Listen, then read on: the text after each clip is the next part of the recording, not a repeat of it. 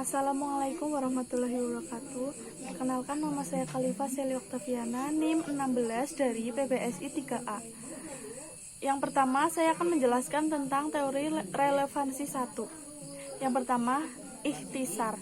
Dalam bagian bab ini, kita akan membahas komponen-komponen berdasarkan istilah-istilahnya sendiri dan dengan tujuan yang menyelidiki ketergantungan proses-proses komunikasi. Menurut Speber dan Wilson, komunikasi dibimbing oleh sebuah prinsip relevansi dan bahwa implikatur suatu ujaran dalam komunikasi adalah proposisi yang menghasilkan implikasi-implikasi kontekstual sebanyak mungkin dan usaha pemrosesan sekecil mungkin. Kemudian yang kedua, relevansi dan komunikasi. Dalam kerangka ini, tidak semua implikasi kontekstual suatu proposisi tertentu dapat diperoleh dengan kemudahan yang sama. Implikasi yang diperoleh dari konteks-konteks yang kecil dan mudah diakses akan relatif murah dalam pemrosesan. Yang ketiga yaitu relevansi dan kognisi. Bahwa relevansi dapat menjadi prinsip penentuan komunikasi. Dalam penjelasan Speber dan Wilson memang tidak bisa dipungkiri, mengingat sangat pentingnya gagasan ini bagi kedua ahli teori ini terdapat bidang kognisi yang lebih luas. Proses-proses yang diperlukan untuk pemahaman intervensi yaitu yang pertama, proses-proses yang dilibatkan dalam masing-masing aktivitas beroperasi menurut skala waktu yang sangat berbeda.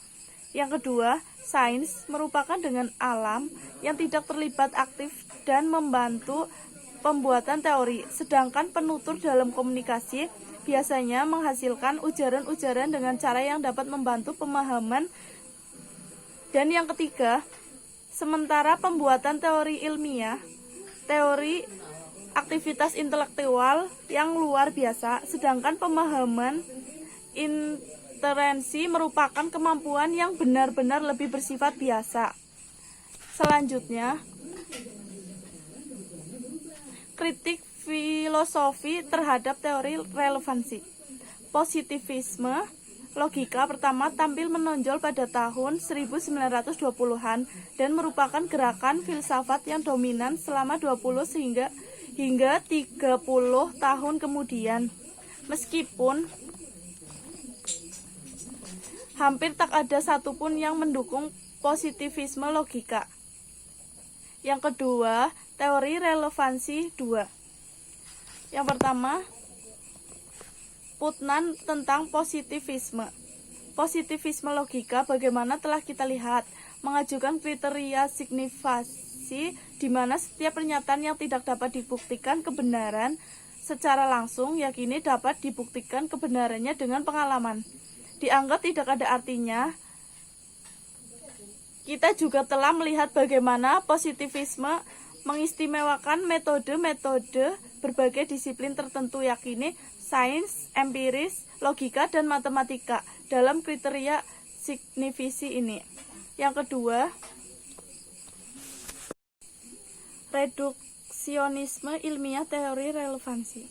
Dalam bagian ini kita akan membahas bagaimana tuduhan serupa dengan perkembangan untuk menentang ciri-ciri penting teori relevansi yang diajukan Speber dan Wilson. Ciri-ciri ini yang pertama, kaidah-kaidah eliminasi entry logika konsep-konsep. Yang kedua, peran deduksi dalam memahami ujaran. Dan yang ketiga, konsep fungsional konfirmasi. Menentang reduksionisme, kaidah-kaidah eliminasi menurut Speber dan Wilson. Asumsi diproses dengan piranti deduktif sentral. Piranti ini mengakses entry-entry logika konsep dan menerapkan pada asumsi-asumsi ini kaidah eliminasi yang mengandung dalam entry-entry ini, yaitu fungsi piranti pada hakikatnya adalah untuk menganalisis dan memanipulasi isi konseptual asumsi-asumsi. Yang B, menentang reduksionisme, deduksi dan pemahaman. Reduksionisme terhadap penjelasan Speber dan Wilson tentang pemahaman inferensial mencerminkan kecenderungan reduksionis yang berupa dalam model penjelasan deduktif monologi di kalangan positivis logika. Penjelasan ilmiah dalam konfisme logika diberikan dengan menggunakan deduksi, di mana pernyataan yang menerangkan eklandum berasal dari pernyataan-pernyataan berbagai hukum ilmiah, dan pernyataan-pernyataan ini menerangkan fakta-fakta empiris yang diketahui sebelumnya atau kondisi-kondisi awal. Yang C, menentang reduksionisme konfirmasi fungsional. Spiber dan Wilson menggambarkan konsep konfirmasi fungsional sebagai reaksi kritis terhadap konsep komunikasi. Model ini, konsep yang terakhir ini ditemukan dalam positivisme logika. Kalangan positivis logika berpandangan bahwa praktek ilmiah terdapat dibagi menjadi dua tipe aktivitas yang berbeda. Selanjutnya, pragmatik dan pikiran satu. Yang pertama, kebutuhan terhadap kajian pragmatik terhadap pikiran. Sejak manusia mulai berefleksi pertama kalinya dengan kesadaran dan pikiran mereka sendiri, gagasan pikiran telah menempati suatu dari posisi refleksi dalam berbagai pertimbangan mereka yang mendalam. Karena di samping sebagai subjek refleksi semacam ini, pikiran juga merupakan sumber asal-usul dari semua refleksi. Yang kedua, bahasa dan pikiran, yaitu beberapa anteseden historis. Gagasan bahwa bahasa merefleksikan atau mencerminkan isi pikiran bukanlah hal baru. Sejak abad ke-17, para filsafat telah menganggap bahwa dapat menggunakan untuk memahami sebagai pekerjaan pikiran, khususnya kapasitas untuk memperoleh penyampaian dan menemukan pengetahuan. Yang ketiga, modularitas tesis pikiran. Sejak dari awal kita harus menyadari bahwa modularitas tesis pikiran bukanlah pernyataan tunggal tentang pikiran. Bukanlah tesis ini terdiri atas sejumlah asumsi-asumsi tentang struktur dan fungsi pikiran. Dalam bagian ini, asumsi-asumsi tersebut akan bisa dibahas lebih jauh di bawah subjudul presentasi struktural dan fungsional komputasi dan organisasi. Yang keempat, pragmatik dan modularitas. Demikian luasnya dominasi pendekatan model pikiran yang mulai tentang secara serius oleh beberapa ahli teori. Oleh karena itu, tidaklah mengherankan bila pada beberapa kesempatan kita pragmatik dan modularitas telah diselidiki secara bersama-sama oleh para ahli teori, sudah memikirkan kemampuan untuk mempertahankan diri bagi pendekatan modul tersebut. Selanjutnya, pragmatik dan pikiran 2. Spiber dan Wilson tentang modularitas pragmatik. Spiber dan Wilson mengajukan sebuah kasus yang menarik tentang modularitas pragmatik. Dalam hal ini, asumsi dasarnya adalah bahwa modularitas sistem linguistik berasal dari ketergantungan sistem tersebut pada tata bahasa atau kode. Dengan demikian, bagi Spiber dan Wilson, pernyataan bahwa pragmatik merupakan sebuah modul minimal ada 4 tipe khusus yang menunjukkan bahwa kode tidak diperlukan atau tidak memadai untuk menginterpretasikan ujaran. Selanjutnya, bentuk-bentuk pragmatik. Yang pertama, berdasarkan fungsi tindak tutur, kita dapat mengenal bentuk pragmatik, yaitu lokasi, ilokasi, dan perlokusi. Yang pertama, lokusi. Lokusi memang suatu kalimat atau ujaran sebagai suatu proposisi atau pernyataan yang terdiri atas subjek dan predikat.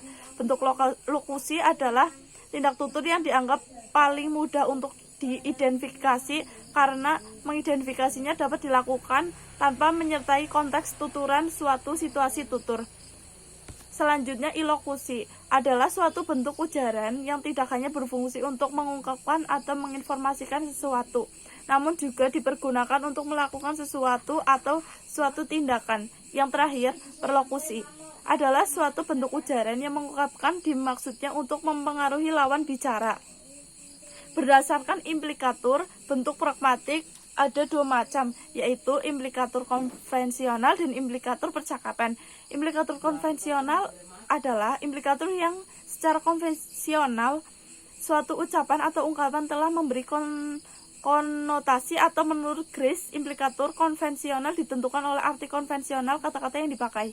Menurut Grace, implikatur percakapan khusus adalah implikatur yang munculnya memerlukan konteks khusus, sedangkan implikatur percakapan umum adalah implikatur yang kehadirannya di dalam percakapan tidak memerlukan konteks khusus. Yang ketiga, berdasarkan peranggapan, terdapat dua buah bentuk pragmatik, yaitu satu peranggapan semantik dan peranggapan pragmatik. Peranggapan semantik adalah peranggapan yang ditarik dari pernyataan atau kalimat melalui leksikal atau kosakatanya. Yang kedua, peranggapan pragmatik adalah peranggapan yang ditarik berdasarkan atas konteks ketika suatu kalimat telah pernyataan itu diucapkan. Konteks ini terdiri dari beberapa situasi pembicara, lokasi, dan lain-lain.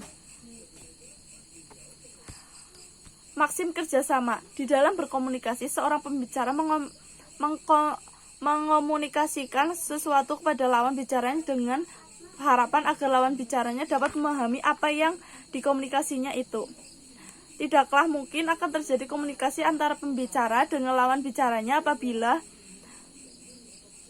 di antara keduanya tidak terjadi komunikasi. Oleh karena itu, seorang pembicara harus selalu berusaha agar pembicaranya itu relevan dengan konteks jelas dan mudah dipahami, padat, ringkas, dan selalu ada persoalan sehingga tidak menghabiskan waktu. Grace mengemukakan bahwa di dalam penjelasan prinsip kerjasama itu, setiap pembicara harus mematuhi 4 maksim, yaitu maksim kuantitas, maksim kualitas, maksim hubungan, dan maksim cara. Selanjutnya, maksim kesopanan atau kesantunan. Maksim kebijakan ialah maksim yang berfungsi untuk mengurangi kerugian orang lain sekecil mungkin dan menambah keuntungan orang lain sebesar mungkin.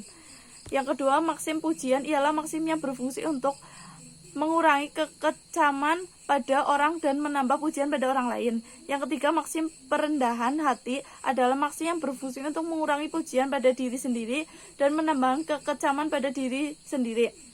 Yang keempat, maksim kesepakatan ialah maksim yang berfungsi untuk menambah kesepakatan antara diri sendiri dan orang lain dan ketidaksetujuan antara diri sendiri dengan orang lain.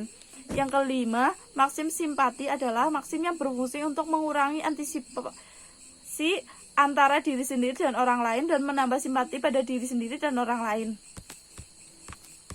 Demikian presentasi saya. Apabila ada kesalahan, saya mohon maaf. Wassalamualaikum warahmatullahi wabarakatuh.